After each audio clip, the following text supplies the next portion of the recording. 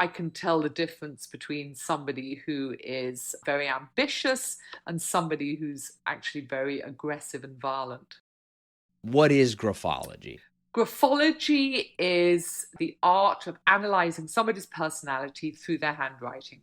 What are you really looking at, though? Like, what about somebody's handwriting is telling you what their personality is like? I'm looking at absolutely everything. I'm looking at the size, the individual size of the individual bit of letters, the zones. I'm looking at the slant. I'm looking at the spacing. I'm looking at the pressure of the pen. I'm looking at all the little anomalies of every individual stroke. I'm looking at the layout on the page. And all these things together will give me a pretty good picture of the personality. No, what kind of things will it generally tell you? Are we talking about kind of like big, broad things in the sense like this person is organized, this person is not organized? Or are we talking about really specific things like this person's mother never really loved them and it's reflected in their handwriting or something like that? Well, it's not going to tell me whether their mother really loved them or not, because that's, gets into a little bit of the crystal ball read. I mean, I wish I could do that, but it might show up that they have mother issues. It might show up that how they are at mothering themselves, and they could be a man. So it shows up broad personality traits, but also more individual. I mean, for instance, I could tell the difference between somebody who's had a glass of wine and somebody who's an alcoholic. I can tell the difference between somebody who is got a strong willpower and very ambitious, and somebody who's actually very aggressive and violent. What is it about the writing, though, that is telling you something? Like, why would somebody's personality characteristics be reflected in their writing? Because handwriting is a fine motor coordination. And when we pick up a pen or a pencil or any writing instrument with our hand, then actually it's our brain that's doing the action, not the hand is merely a conduit to how the brain is operating. And our fine motor coordination is influenced by how we expand or constrict our personality, which then goes onto the page, but also our very transient thoughts and feelings and physical, but physicality, how we're actually feeling, and also our emotional and mental state. Everything is reflected in that fine motor coordination. Now, can you look at like any piece of writing, or does it have to be somebody like sitting down and dedicating kind of to really writing something important, right? And then the example would be like, does it have to be a letter to somebody, or can you look at like a post-it note that somebody scribbled off, like "get milk Oh, today" or it can be a something like that? graffiti on a wall. It can be a doodle, even, but that's another whole subject. Oh no, no, something that has been written more subconsciously, like a post-it note or a letter that I'm looking at historically, rather than what I don't like is somebody who writes something for me in front of me, knowing that I'm going to analyze it. Sometimes I have no choice. If I'm writing at an event, then that happens. But the more subconscious, the better it is. And no, it can be graffiti. So So how is this kind of viewed? Is this kind of viewed as like, yep, this is an exact science? Is this a pseudoscience? How is it kind of it's not an viewed in exact science, and society? I don't. It's not a pseudoscience either. It's an inexact science in that its basis. There are scientific justifications as to what our brain process is when we pick up a pen, but it's an art in that I, as a human, am analyzing this person, but I'm putting everything together. But I mean, it's no lesser inexact science as many forms of forensic or psychology is. And that's what graphology is. It's another form of psychology. It's another form of looking at an individual and trying to unravel what's going on beneath the surface. Why would you say that? What it is about it is the reason that it wouldn't be more accepted. Well, it when you say more accepted, it's because it is an inexact science, and possibly because I live in England as well, we tend to be quite skeptical about things, maybe more skeptical than the Americans, definitely, and certainly more skeptical than, say, the North Europeans.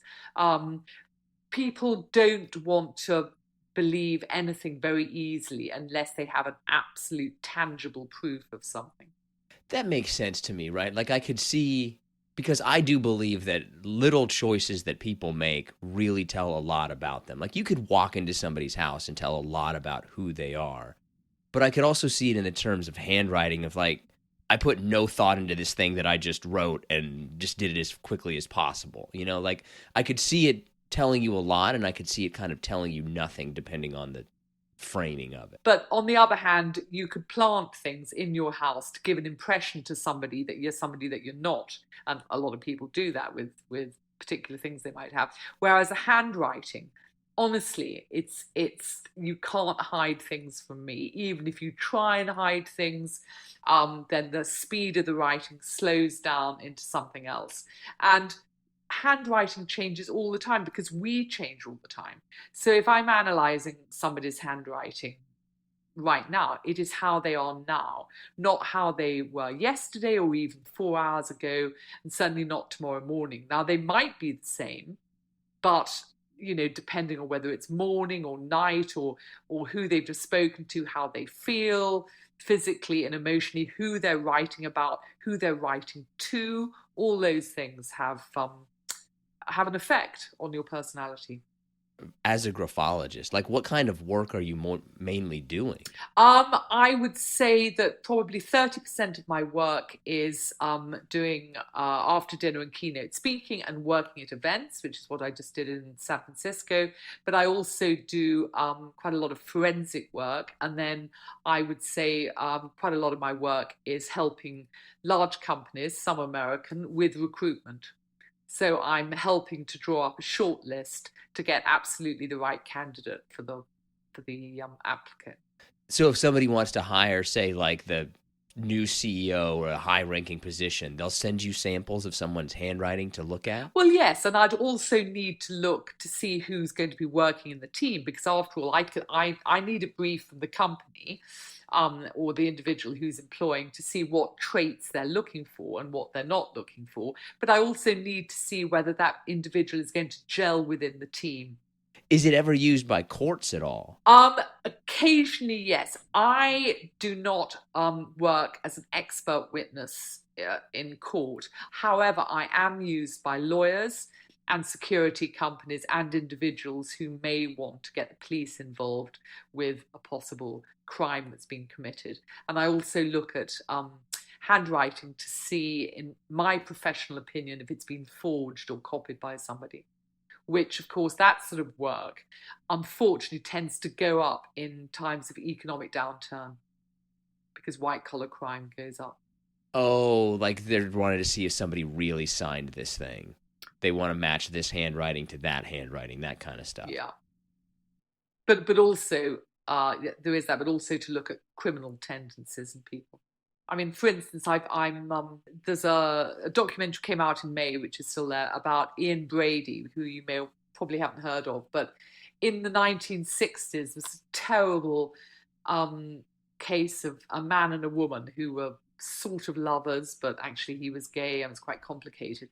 But they kidnapped, sexually abused and murdered a whole load of children in the north of England, and they buried them in the moors in Lancashire, which is sort of very wild, sort of out of the way sort of fields and things. And they were captured, but not before they'd killed a lot of children. And they're both dead now, but they did a documentary on Ian Brady, who was the man, and Mara Hindley was the woman. But it was about Ian Brady, who was actually, even though he had a very bad upbringing and quite tragic upbringing, he was highly intelligent, and he was also a prolific letter writer. So they contacted me to see, looking at his handwriting, his letters, as to whether there was any clue in the personality as to why he'd done this, and whether I thought he was a sociopath or not. What was your diagnosis, so to speak? Well, what was quite chilling was that I was looking at the original letters. They weren't copied, they were original. And it was mostly when he was in prison and he was writing to, people who took an interest in him or were writing to him. And I think there was a social worker involved and everything else. And what I saw was that he was certainly narcissistic. He was certainly obsessive compulsive. He was highly intelligent. He had a temper, but in my opinion, he was not a sociopath or a psychopath. And it was almost as though he was deeply controlling. And then the woman that was very much the partner in crime also abused and murdered these children, boys and girls, and they tape recorded them when they were torturing them. It was just absolutely horrific. She was not his intellectual equal, and he basically controlled this woman. So, who knows whether either of them would have committed these crimes if they hadn't met each other. How did you become a graphologist? Like, how did you get into this? I've always been interested in psychology. I've always been interested in what makes people tick and what literally is underneath the surface. And a friend asked me to do a long time ago, 36 years ago or something, to do a weekend workshop in it. And I loved it. And because of that, I then joined something called the British Institute of Graphology, and I did a 3-year course with them. But I've now started to do my own workshops at home, teaching other people, because it was such a big influence on me just doing that workshop. That's really what got me hooked. So then will you try to adjust your own handwriting? Oh, no. Could somebody study this, know about it, and be like, no, don't slant that A or whatever? When I was training, I'd become because obviously we looked at each other's handwriting and everything else, and I'd become slightly paranoid and neurotic about what people thought. But A, I'm too old, I don't care anymore. And B, I really don't mix with other graphologists. I seriously don't. I mean, I know the names of other graphologists, but I very much work on my own. And, I have enough confidence in my own ability. I think, honestly, you get to my age and you don't care what people think about you anyway. You don't care anymore. It's one of the massive advantages of getting older. I feel like it starts at 30 and you're just like, I just don't give a shit. Well, it does start at 30, but trust me, at 60, you're just really there. Are you ready for some harder/listener submitted questions? Yes, absolutely. Let's do it. What letter tells you the most about someone? What letter kind of just tells you nothing? That's not the way I do it, because I'm looking at every single little individual thing about the writing, which we've covered before, but I'm also looking at the whole thing together. However, having said that, there's only one letter in the alphabet that goes through all 3 zones. And if you think about the baseline, the actual line, or the imaginary line, and the little bit above that's middle zone, and then the loops at the top is upper zone, and the swinging loops at the bottom is lower zone. There's only one letter in the alphabet that would go through all 3, and that's the letter F.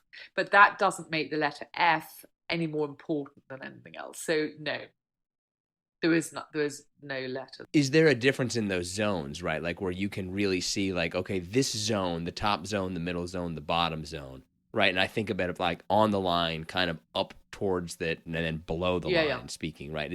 Is there one zone that you would okay, that's the one you're really looking at? No, because they're all different things. The middle zone is to do with how somebody copes on a day-to-day level. It's also to do with their ego and how practical they are. The upper zone tends to be thought processes, the intellect, maybe their beliefs, if they've got a strong religious belief, and also to do with IQ as well. Lower zone is more to do with their physicality and actually their sexuality as well. I mean, if I'm giving a talk or something like that, especially the men, sorry to say it, they all want to know about their lower zones, and they're all desperately, adjusting the length of their lower loops. Then if you have a lower loop, does that mean that you may be heterosexual as opposed to homosexual, or how does that? What is the lower? So the sex drive and the sexuality. So if you put this out, everybody's going to. Well, there are certain traits, and I'm afraid, this does sound very, sexist and judgmental to me, but whatever. Male homosexuals often, but not always, have particular traits, which I'm not prepared to say about here. But that's not to say that all gay men have this trait, although when I see it, You have a suspicion. I've never been proven wrong. Let's just put it that way. So have you ever had a circumstance then where like you've been doing something and you see somebody's writing and like, oh, I don't know if they know that, where maybe you learned something that the person didn't know or somebody that the person was friends with didn't know, You're talking about the gay thing. or just anything, Oh, really. oh Anything. yes. Oh no, for sure. Oh no, absolutely. No. Yeah, it was about 10 years ago, and I was working at a very large event, a very large dinner, and I was sitting at a table, and people were coming up to see me. I mean, there were hundreds of people there before dinner, during dinner, after dinner, whatever. And this man came up. He was very nice. We were chatting for a while. Anyway, I looked at his handwriting, and he just wanted to know. And I just told him. I mean, I can't remember the specifics, but I do remember looking at his handwriting and just thinking he was gay, but it wasn't relevant for me to, I assumed that, So, but we just talked about other things and we got on very well. Anyway, then he left and I saw loads of other people. And then a couple of hours later, this woman came to my table and she said, oh, my husband came to me and said that he'd come see you and you were absolutely brilliant, and said, oh, you must go and speak to Emma and everything else. So I looked at her handwriting and we talked about her and everything else. And I said, who was your husband? And she described him. Okay. And I thought, oh, right, okay, interesting. And then she said, look, I need to talk to you in confidence about something. And I could feel myself getting quite sweaty, because I was like, I went, here. And she said, I just, we've been married for 40 years or something, but I just feel as though there's something about him that I don't know. And she said, I don't know what it is, but I always feel as though there's something that. And I just had to lie. And I just said, I've got no idea. Oh, yeah, you can't be like. Oh, no, obviously. Oh, oh, do you not know? No. Like, oh, you can't see this G? That's clearly like, yeah, you got to bail. You have to just bail. I said, oh, I've got no idea. I don't know. But I remember thinking afterwards, oh my God. Does it matter if somebody's right or left-handed? It matters in that I can't tell. I've already told you I can't tell sex, but I can't tell the age of the person, and I can't tell if they're right or left-handed. And the answer to your question is it might matter when we're taught to write, certainly in the West, we're taught to write with a slight right slant. That's the sort of normal. It doesn't matter if you have a left slant, by the way, but that's what we're taught to write. However, if you're left-handed, which is about 10% of the population, some of the left-handed people write like this, or they write so as not to smudge the writing. And so if I see somebody who's got quite a severe left slant, or even a little bit of a left slant, it would have a different interpretation if it was written by a left-hander than if it was written by a right-handed person. So it is quite important that I know, but being realistic, often I don't know because I'm given this handwriting and I'm not told. Or if it's a historical piece, I don't know. But it wouldn't be like, okay, you have this evaluation of somebody and that turns out like they're a jerk, they're mean, they do all these bad things, but then you found out that they were left-handed and actually no, they're actually really nice. Like, would it be a dramatic 180? No, not really, because the handedness thing would affect the slant, the slant of the writing. And slant's really to do with how sociable somebody is, maybe their communication style.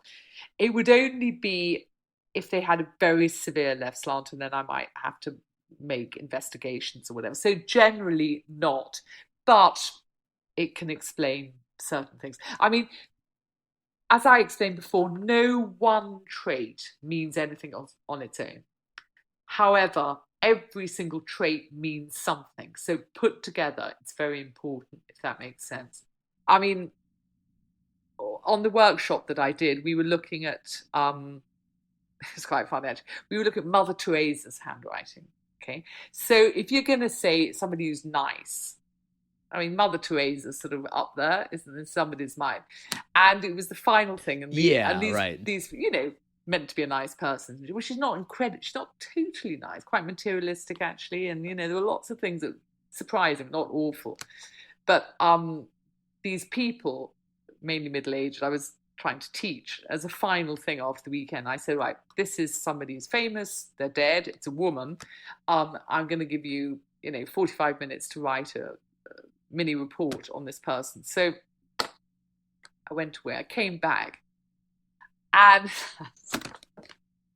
what they had said about this was just, I mean, I was actually weeping with laughter, but they said terrible things, which I didn't agree with, particularly, but they said, oh, well, she's obviously a slut.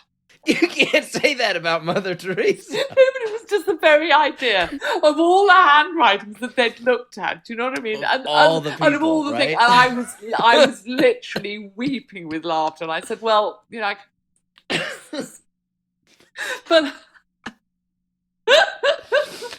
but it wasn't. That's like something. It was so dark.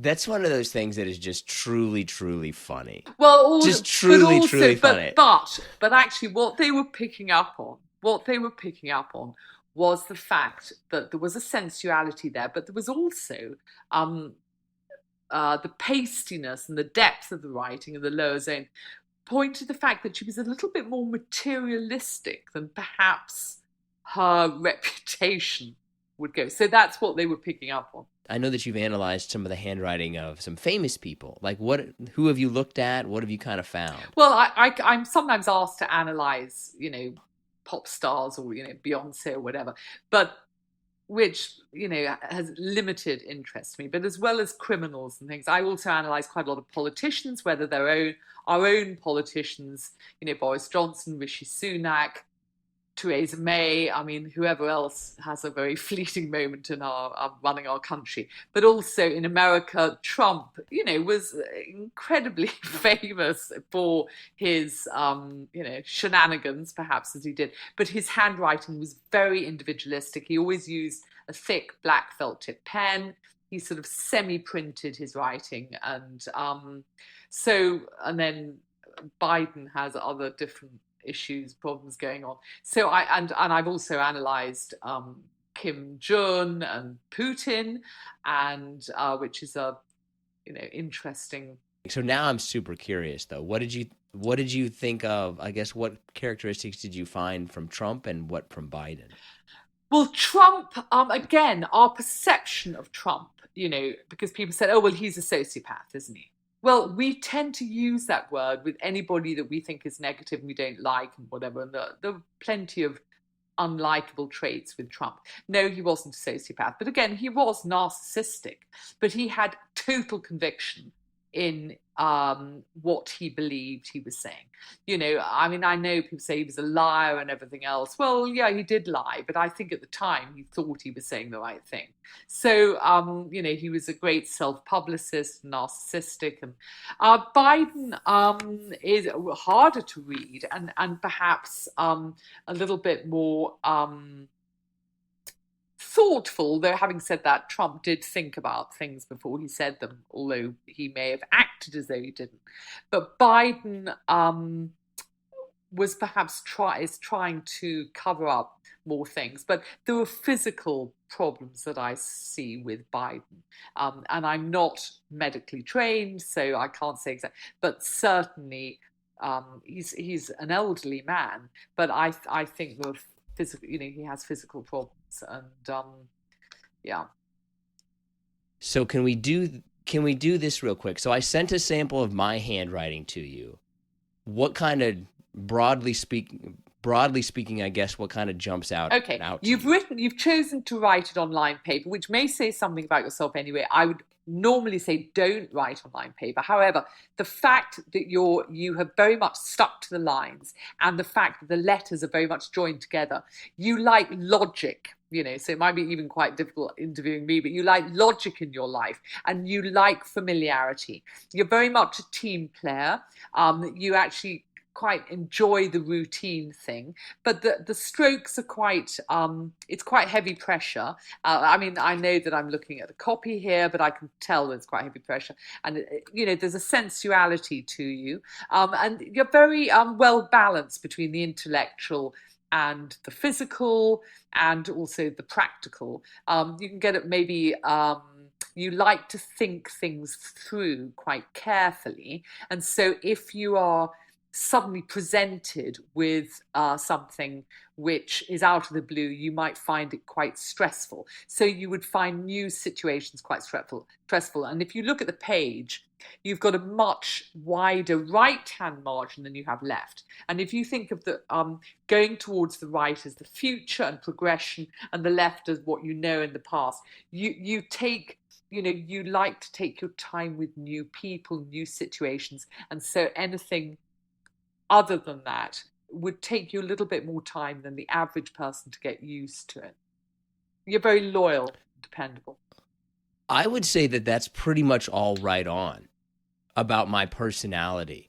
Is there any kind of like section of that where you would say like, oh, looking at this specific part told me this, or like the letters themselves are very joined up, and most people have a combination of sort of printed and joined up and cursive or whatever, and that's it makes it much speedier writing. But that is to do with your logic and the fact that you're a team player and you like routine. And there's a regularity to every aspect of your writing, the size and the spacing and the shape of the letters, which really makes you sort of conservative with the small c and liking, enjoying routine, which isn't for everybody, it has to be said. And when I'm looking at the three zones, the upper zone, the middle zone, the lower zone, and again, I would say look at the letter F. It's all very well balanced, which makes you balance between the intellectual and the physical. And the fact that it is quite regular, makes you a team player rather than somebody who needs to be on their own. And on that subject, if you look at the spacing between the actual words, it's not too wide, it's not too small, and it's very regular. So your sociability is quite normal, and you enjoy other people, but you don't feel a need to crowd them. That is basically my personality. Well, it's a good one. I mean, I wish I could say the same about myself. Is my writing pretty normal? Oh gosh, normal. I mean, normal. Don't ask me what normal is. I've got no idea. I mean, I think you probably mean average as opposed to normal. Look, when I'm looking at writing, I am looking for things I'm looking for anomalies. I'm looking for things that scream out to me because they go against the norm of your writing, or maybe against the norm of other people's writing. I would say there's nothing in your writing that would make me back off in any way. Okay, I can see Riley. Is it? Okay. If you look at the capitals, the L and the R of Riley is a little bit more rightward slanting than the L, which you're getting to the end of the page though, and so you're like speeding up, you're writing speeding up, but it might be that you feel more communicative at that time towards Riley. I think you say, is he the baby of the family? Riley is the baby of the family. Yeah. But it's an interesting question that you ask, because sometimes, and actually in my book we talk about little individual things, like I might say, there might be a sentence that says something like, Peter likes Jane, Julian, Jennifer or something. And I'll say, yeah, but who does he really like? Because there might be one of those names which is much larger than the others, or more of a right slant. And it's just like funny little things like that you can see. And it's like some people might write their family name smaller or larger than their given name, which might mean that if they, if somebody was called Peter Jones, for instance, and Peter was very large and strong, and then the Jones was much lighter and you could hardly read it or maybe cross through, it might mean I mean, it's not a really big thing, and I probably wouldn't mention it, but it might mean that they have more of a problem with the family that they come from as opposed to their personal self, their being. Obviously, if you see somebody who's just got married and they, whether they're a man or and they scrape through their new name, it could be you know not a good sign. That's pretty much all the questions I got. I know that you've got a book out if people want to learn more. What's the name of it? Where I can have a people book find called it? Reading Between the Lines, which is published by Quercus, and you find it on Amazon. And it's really a book for everybody. It's a book for people aged 8 to 108, and it's how to analyze your own handwriting, and it's how to look at your spouses or friends or relatives' writing. And each chapter, it gives a different personality trait to look at, and the slant and the spacing. And there's a chapter called Red Flags, so danger signs to look out for. And at the end of each chapter, there's a little exercise to do to see how much you've learned and the thing. So although it's informative, it's also fun. And it's a great Christmas present, by the way. Have you ever judged somebody by their handwriting? Like you saw their handwriting and thought, oh. I think it's fair to say that I have. But on the other side of that, I am one of those people that always gets complimented on my penmanship, which has always led me to believe that people must think that I cannot write well. I do feel like there's a lot of compliments that people give you that maybe that they think that you're actually an idiot. And I don't mean you, but a lot of things that people will say is like, well, did you think I was a moron? No, I mean, listen, I take it kind of personally, or at least I did, when somebody would, stop in my office or wherever and say, you have really nice handwriting. But they always usually say that it's like gender identifiable. They're like, you have really nice handwriting for a man. I don't actually, now that I think about it, I don't really know any women that have bad handwriting. Every woman that I've ever known had good handwriting. I think because they think about things more than men do. Men are much more spontaneous. We're not going to think too far through something. If I really want to throw people off because I'm ambidextrous, I'll write left-handed, which is not as clean as my right hand. Wait, you can write with both your right and left hand? Yeah, it's called ambidextrous. Have you ever written two things at the same time then? Can you write with both hands like that? That's called time saving there. I've actually never tried that, but I will try it tomorrow. Not that it matters to anybody, but I will try it. How come you never tried it? I don't know. I've never thought, hey, I'm going to write down the same thing with the left and the right hand. I've never thought to do it. No, but you wouldn't have to. You could make you could journal about your day on one hand and write a list of things you have to do tomorrow on the other. Oh my. You're reading all those books about submarines. What good is it doing you? You know what? I had my top boss of my company last week. He's gonna get on the submarine. Here we go.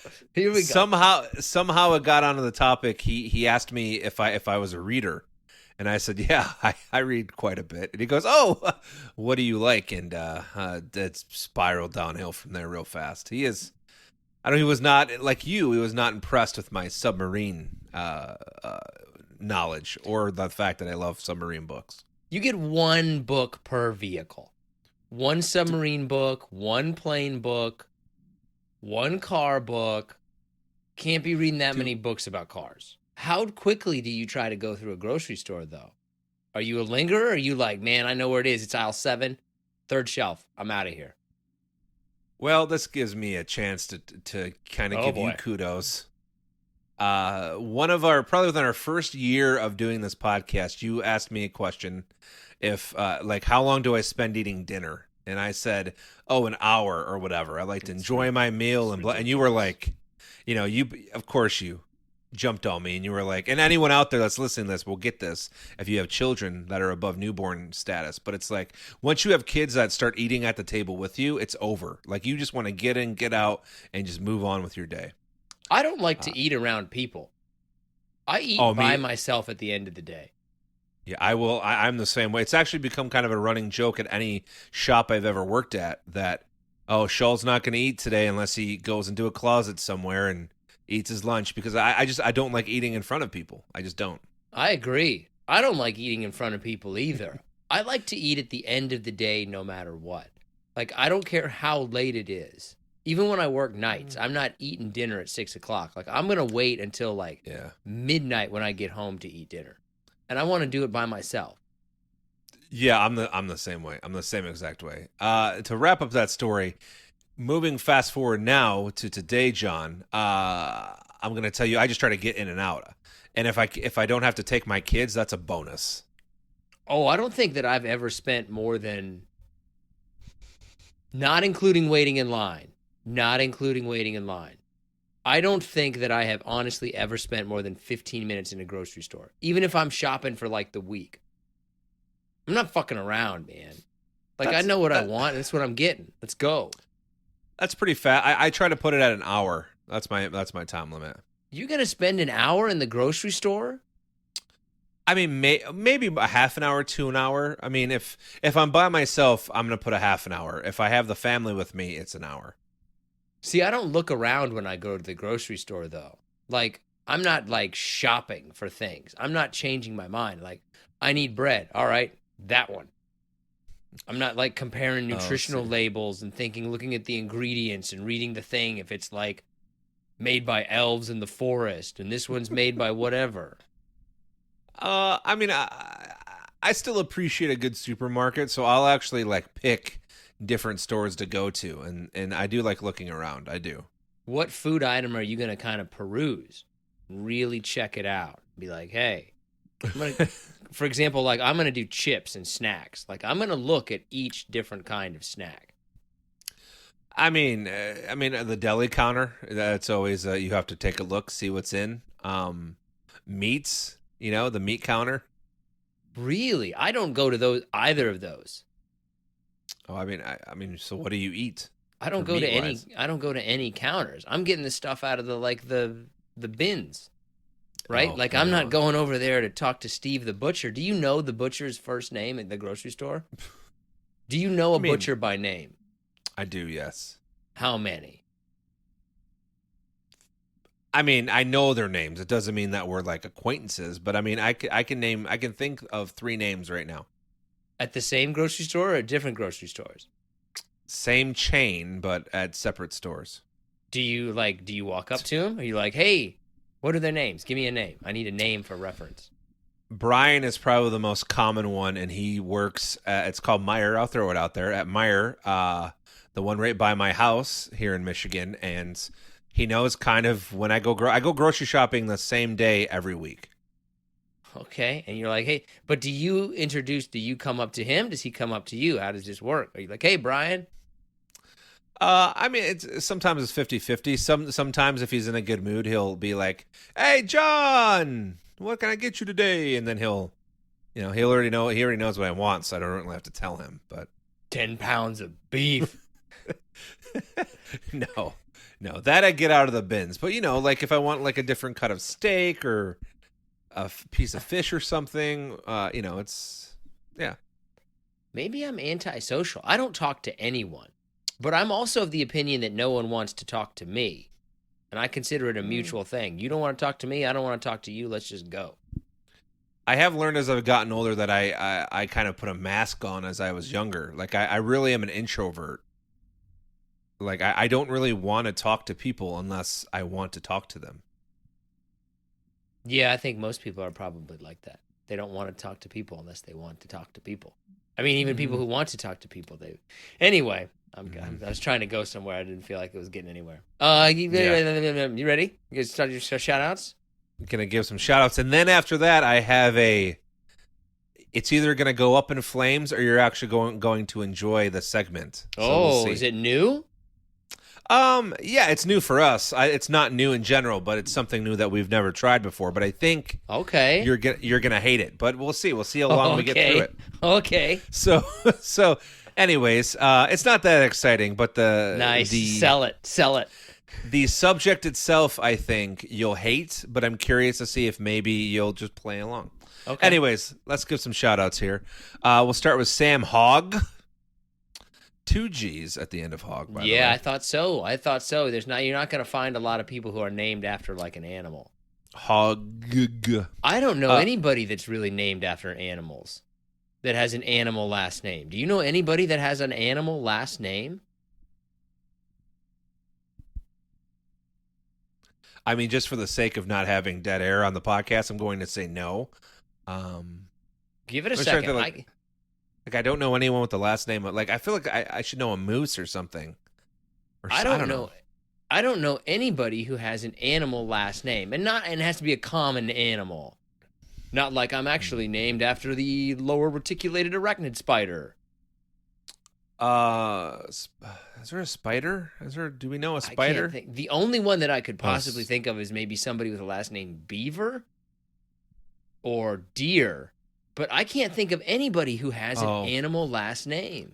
There is a baseball player. His name was Rob Deer. I know that. But spelled like, you know what? Deer is one of those words like sweat and sweet that I really get confused as to how you spell deer. D-E-E-R? Yeah, it was D-E-E-R. D-E-E-R. So it was deer. Yeah. That's also weird to say. D-E-E-R. It just doesn't really make sense. Now, I could see an R-E like John Deere. Let's look this up. People with animal last names. Is there anybody? Oh, come on. Come on. We should have known this. There's a couple. Tony Hawk. Michael J. Fox. Okay. Yeah. Tony Hawk. I mean, I don't think it gets much bigger than them two. No. Bird. I don't count Larry Bird. Oh, Jesus. Yeah, we suck. There's actually a lot of them. That's one of those things you don't really like know. Martin. Technically, Martin. Anybody with the last name Martin would be a Martin is a fox. Okay. We should save this for another top 5. That's a great one. Top 5 people with animal names. Hey, thank you, Sam Hogg, for leading us down that 5-minute path. He doesn't count because he had an extra G trying to be fucking cool. Oh, boy. All right, Coulter King, Liam Witherall, John Schofield, fantastic first name. I actually knew a Jimmy Schofield. Okay. Tell us all about it. Charlie Wanamaker, Devin Napoli, Molly Wilkinson, Brendan Murphy, Dylan Ray, and Edward Hollis. Now, does Dylan Murphy's name always have a burp at the front of it, or was that just for that one specifically? There, get that one on there. I hate the sound of a burp. A fart is funny, but I hate the sound of a burp. I don't mind either. I mean, whatever. You do you, right? Only like a nasty, like if you're drinking a nasty beer and that's like swill beer and you get that giant burp built up, it's like, oh, otherwise I hate the sound of a burp. That's a disgusting sound to me. Have you ever burped while like inhaling beer or a pop or something? No, I'm not a burper. I don't think that I burp more than 3 times a week. What are you, a spitter? Swallower? I just don't burp that much. I'm not a burping kind of guy. Are you a burper, or are you more of a burper or a farter? I mean, let's be honest. I'm both. Let's be honest. Yeah. There's all kinds of gas comes every which way coming out of it. I got my armpits, my nostrils, all orifices. It happens. I'm surprised there's not more sounds that come out of your nose or your ears, really. Right? Like, if you think that's all that's going on in your body, you think that sounds would just be coming out of any open area. Can you hear me blink? If I blink right next to the microphone, can you hear that? Oh, yeah. It sounds amazing. You can't hear it. No, you can't hear it. You blink next to the microphone. See if I can hear it. I could hear something. Did you bump your face against it? No. Maybe you're a more powerful blinker than I. Okay, well, man. How could anybody listen to this? I have no idea, but I guarantee you that whoever is still listening to this is like, oh, can I hear myself blink? It's a good question. I mean, we're not award nominated for no reason here. Oh, that's right. I don't think we've told the people. I don't think we have either. Do you But want to tell them? I feel like you're a better presenter than me. So we were nominated for Best Interview Podcast. It's the second time we've been nominated for Best Interview Podcast. We're going to lose. We always lose. But we've been nominated. But I mean, listen, we're up against. I mean, these are serious awards, right? The Signal Awards. Yeah. You can still vote. I think to the 14th.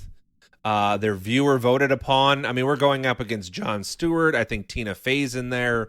Steven Yeun. Who? So, Oh. Yun. Netflix person. We're up against like Netflix. Well, he's actually Glenn from The Walking Dead. That's where people will know him. Oh, so they got some famous guy to host their thing. Yeah, but I just don't want to finish last. That's all. I just want to finish above one other podcast that has 50 people working behind it that probably makes 6 figures a year, and I just want to not finish last. The most recently I checked is that we weren't in last place, which is shocking to me. Yeah. Like Julie Louis-Dreyfus is on there, right? Like, how could we ever beat those people? If I was them and saw us on that show, us on the list, I'd be embarrassed. I'd be like, who are these people? Oh, is that why Jon Stewart took his podcast off there? That must be, right? Like, wouldn't you want to take it off? Like, oh, it's me? No. Like, imagine if you're Kevin Hart. Like, Kevin Hart, we're up against Kevin Hart. Oh, yeah. Kevin Hart's on there. And It's like Kevin Hart, Jon Stewart, the guy that you just mentioned about The Walking Dead, the lady from Seinfeld, and then, like, us. I mean, I've stuck with this podcast for 6 years because you do great work. 5 years. We do great work. We do. I mean, it is like, wow. Wait. Yeah. Oh, yeah, it is 5 years, isn't it? 18. Fuck. It is, yeah. Well, we're on our way to 6, so. And you still look as handsome as that first episode that I couldn't see your face on. Aw. All right, so you're going to hate this. The more I think about this was a terrible idea. But it had... Let's jump into it. It goes along with the theme of our top 5. Okay, but now let me ask you this. Now, this is a Candle of the Month episode. If I hate this completely and totally, are you willing to bet your Candle of the Month on it? To everybody else except you, yes. Okay. I'm glad you remembered it was Candle of the Month. I have a special spooky candle. Oh God. Wow. Anyways, all right. So everyone's aware of the Taylor Swift Travis Kelce, I don't know, love story that you want to call it. So it got me thinking. We always talk about celebrity nicknames for couples, but do we actually know them? Oh God, you're gonna quiz me on celebrity? This is one of the things in the universe that I care absolutely nothing about. I know, which is why it's so amazing. And I am personally of the opinion that this relationship and most celebrity relationships are completely fake. I don't think that they're real. I think that they're public relations relationships, 100%, right? Especially like, oh, look, they got a new relationship, and they also got an album coming out, and they got a movie coming out. Like, oh, how does that happen? I don't think most of them are real at all. Well, I'll tell you what. If you hate the first one, I'll go into my Candle of the Month. But let's start here with probably the most famous one. Ashton Kutcher and Demi Moore. What were they called for their near decade of dating each other? Ashton Kutcher and Demi Moore? I have no idea. Ashme. Oh, that's not any good. It's not like Benifer. I remember that one. That one was good. Ashme's not very good. I'm going to give it a 1 out of 5 score, as that's going to be a 2. All right. How about this one? Speaking of Brad Pitt. Brad Pitt and Angelina Jolie. Oh, Brangelina. Everybody knows that. That's a 5. Come on now.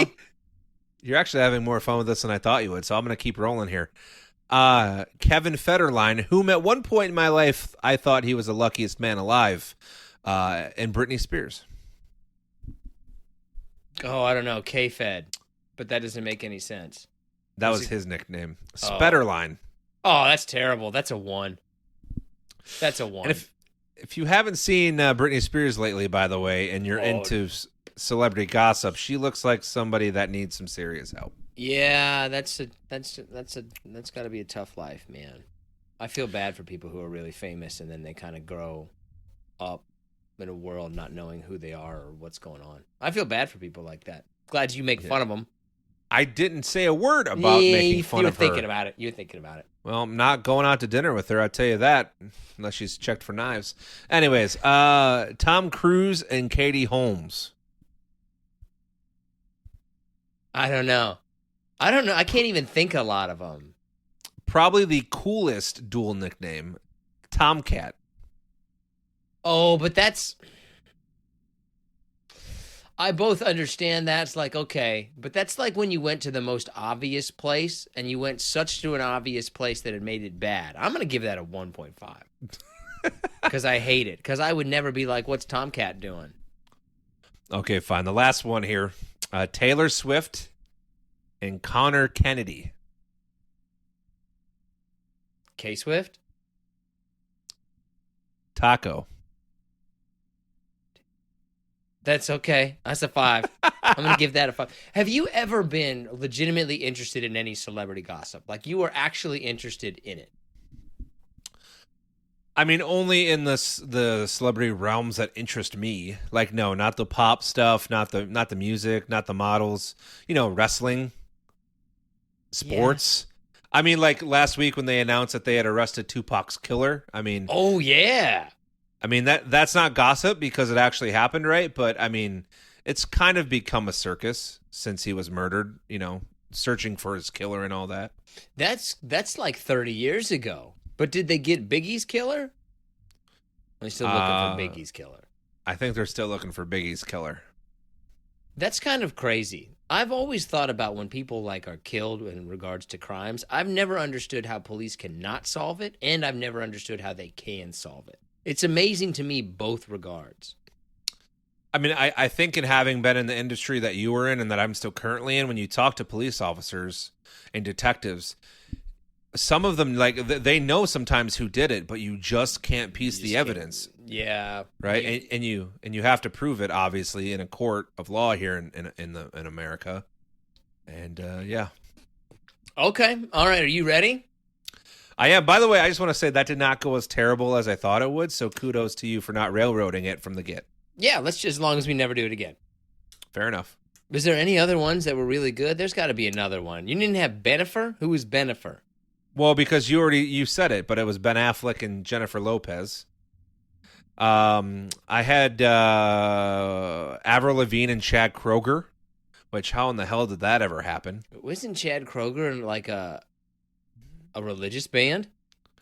No, man, he was the lead singer of Nickelback. Oh, I get him confused with the guy from Creed. Creed also wasn't a religious band, man. Creed wasn't a religious band? I think it was, dude. I think Creed is religious. It's named Creed. Just stop. Chad Kroeger and Avril Lavigne's nickname was Chavril or Chavril. Is Creed a Christian band? Oh, he's pissed about it. Yeah, he's pissed about it. Yeah, it's some gossip that you probably fell for.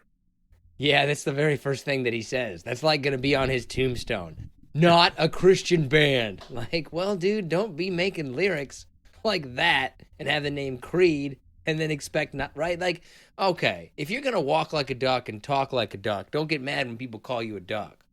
And he's all pissed because people calling him a duck. Anyway, okay. He's had a tough life, too. A lot of people have had tough lives. I don't ever want to hear, okay, I'm going to go on a rant now that you said this. I don't ever want to hear from any celebrity, whether they're an actor, a musician, an athlete, anybody, talking about how they work so hard. It's easy to work damn hard when you're making a lot of money. What's tough is working hard and not making a lot of money. I don't ever want to see some celebrity talk about how hard they're working. Like, there's a difference between hard work and hard work. Like, hard work is having 2 kids making $50,000 a year. That's fucking hard work. Paid for and brought to you by the Nick Van Zant for 2024 campaign. I'm upset about this. I just hate that. Every time some celebrity's like, oh, it's just, we're all working so hard. It's pretty easy to work hard when you're making $10 million a year. That's not hard work. There's a difference between working hard and hard work. I will never forget, and this is a 30-second story, months within the pandemic, Justin Timberlake was quoted as saying, I don't understand how all these parents do it. Being a parent 24 hours a day is tougher than tough. I don't think, like, that's probably got to be some of the hardest stuff that anybody has to do, is making between like 25 and 100 grand being a parent. Like, that's hard work. I don't want to ever hear somebody like, oh, it's such hard work on this movie set. Well, you got paid $20 million, so shut the fuck up. Can we get my lasso going? Because I got a candle of the month to get to. We got to do the horses first. No, not good. Do it again? That wasn't awful. Nay. I think my horse. Let me try.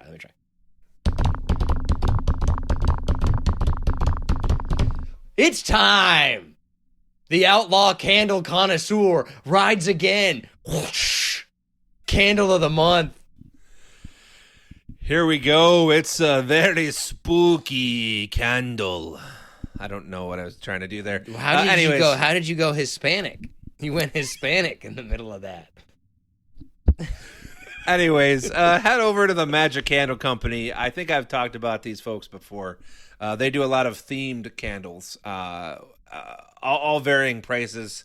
One thing I really like before I get to the scent that I'm going to say for Candle of the Month is you can usually get most of their candles in small, large. You can get room sprays. You can get wax melts, oils. I mean, so you just don't have to get candles. But regardless, my Candle of the Month this month, with it being October, Pumpkin King by the Magic Candle Company. And one thing that this candle has that I've always wanted to find in a candle that I have not been able to find till now is a pumpkin candle that smells like pumpkin puree. What do most other pumpkin candles smell like? They can be a little dry. Like, it's like, this is like having somebody just rub pumpkin puree over your body over and over and over again. Is that good? I mean, hey, I did kind of you're getting down at the health. Yeah. Anyways,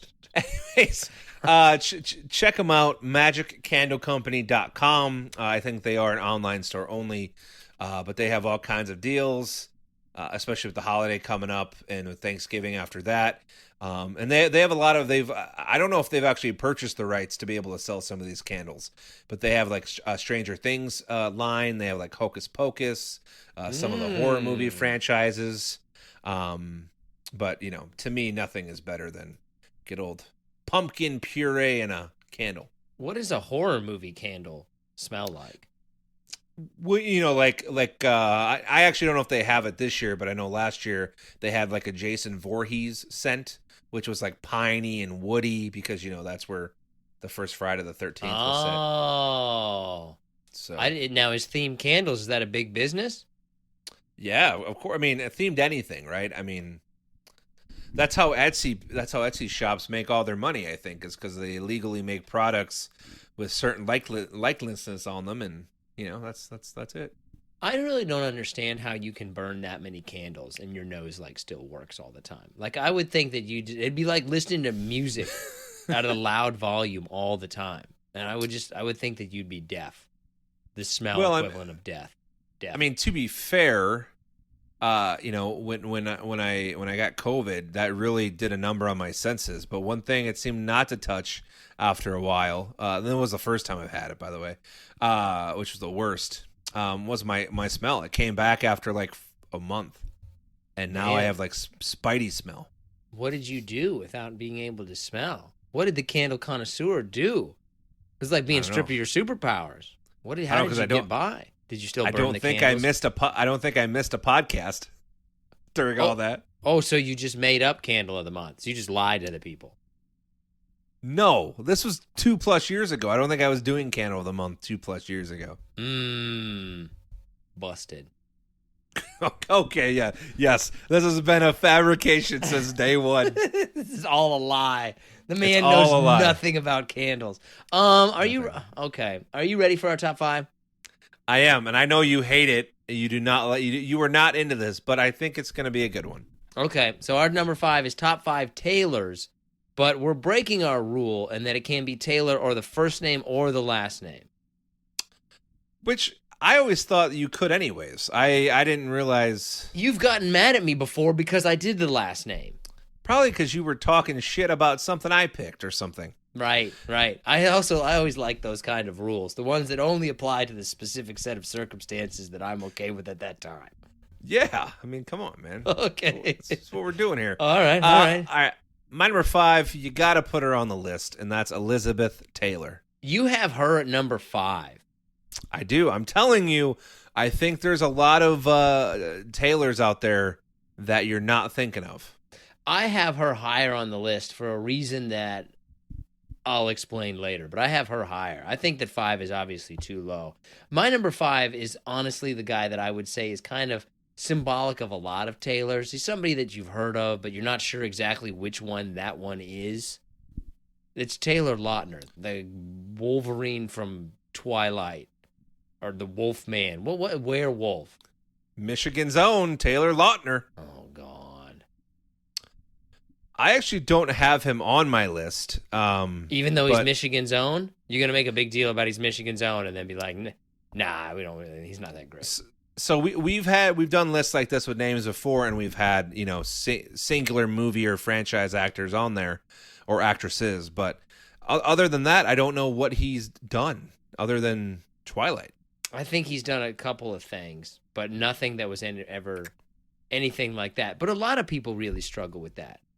I think there's a lot of people, whenever you talk about any kind of franchise, whether it's a movie or a TV show, it's really hard to do multiple things. I think that you kind of get synonymous with that, and then nobody wants to touch you. Like this podcast? Yeah, that's true. Number 4? Man, see, so this is where it gets extremely tough, man. I mean, you are splitting hairs with Taylor's after really in the top 5. So my number 4, I'm going to put James Taylor on the list at number 4. That's who I have too. I have James Taylor at number 4. One of like a happy songwriter. All of his songs are happy songs. To me, not a whole lot different in terms of what he contributed to the music industry than, say, like a Jimmy Buffett. They're both well known for some of their anthems. They've been around forever. I mean, obviously Buffett, did all the things in the Caribbean, but very similar-esque artist to me. But you have to put James Taylor on the list. But Jimmy Buffett is more famous than James Taylor. I would agree with that. Yeah, his songs at least, but they were both kind of that same musical style of like, they weren't really writing about hard times. They were writing about having a good time. James Taylor was like a musical Mr. Rogers. Oh my God. All right, my number 3, I actually have 2 people at my number 3. Okay. And that's going to be Roger Taylor and Taylor Hawkins, both drummers, one from Queen and one of the Foo Fighters.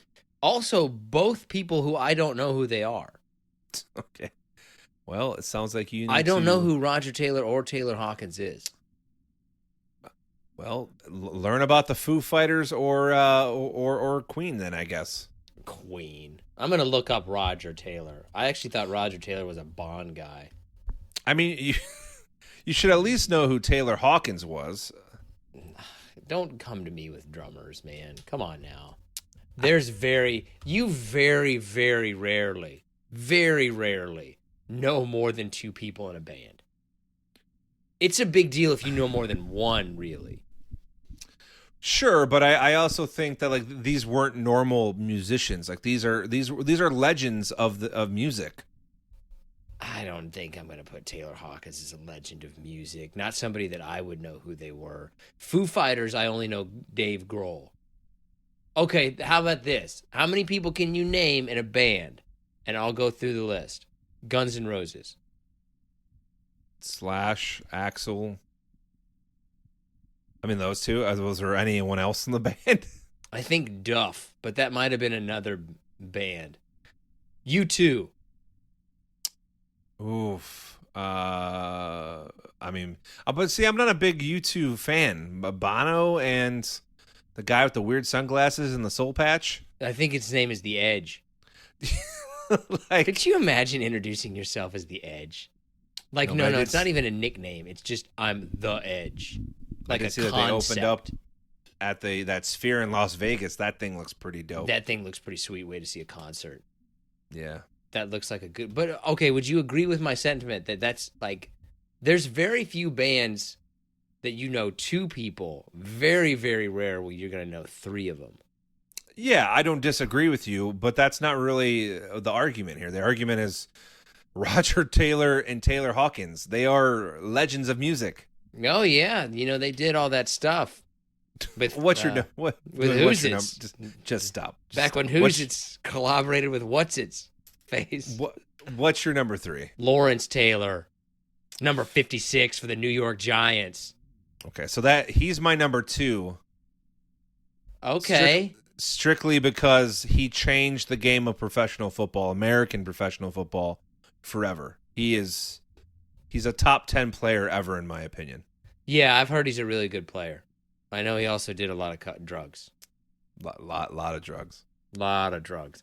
He's kind of just leading up to my overall argument for my number 1. But now I think I know who your number 1 is going to be. But who's your number 2? He was my number 2. Oh, my number 2 is Taylor Swift. That's my number 1. I would agree with you if you took pulse of the moment. Taylor Swift is the most famous Taylor by a long margin. I think that she is levels above Lawrence Taylor, James Taylor, the two guys from a bands that you talked about, miles above Taylor Lautner. But my number 1 is Elizabeth Taylor. Because I think that people who were really famous in the past were levels above fame that we have now. Because there wasn't like 50 movies or a whole bunch of songs. Like there was only a couple of things. So whatever came out, like you were really famous. I don't disagree with that. I do think in 50 years, 100 years, though, when we look back on, like the Beyoncés, the Taylor Swifts of the world or of the generation, I mean, they're going to be remembered like as an Elizabeth Taylor. Don't know if the criteria you're judging them on is correct, but it's fine. It's, I mostly just refuse to put Taylor Swift as number 1. I know you do, you Swiftie. I don't understand that. Have you ever been really into like a celebrity? Not where I would like classify myself as as a nickname. Now, friends will tell you that I was in love with Tom Brady at one point in my life, which is probably true. Yeah, but I'm also gonna say that was just me being an immature, early 20-something old. But that's probably it. I mean, wrestlers, The Rock, Stone Cold, sure, but like, I would never paint my face. Well, I mean, maybe I would paint my face, but it doesn't matter. So I guess maybe. Do you have anything in your honorable mention? Not really. I mean, I put Taylor Kish in there. Friday Night Lights, several movies. He was also in that terrible Disney movie that bombed out, The Prince of Persia or whatever it was. Prince of John Carter, something of Mars. Yeah. John Carter. Yeah, it doesn't matter. But no, that's kind of it. Yeah, I don't have anybody. I think there's a president, Zachary Taylor. Yeah. The other one that I noticed is The Game, who was a rapper, but his real name is Taylor. Something. Taylor. Okay. Yeah, I would put That's The Game not bad. on there. I would actually put The Game above Taylor Lautner if I could get away with it. Sure, we'll allow it. The He Game. was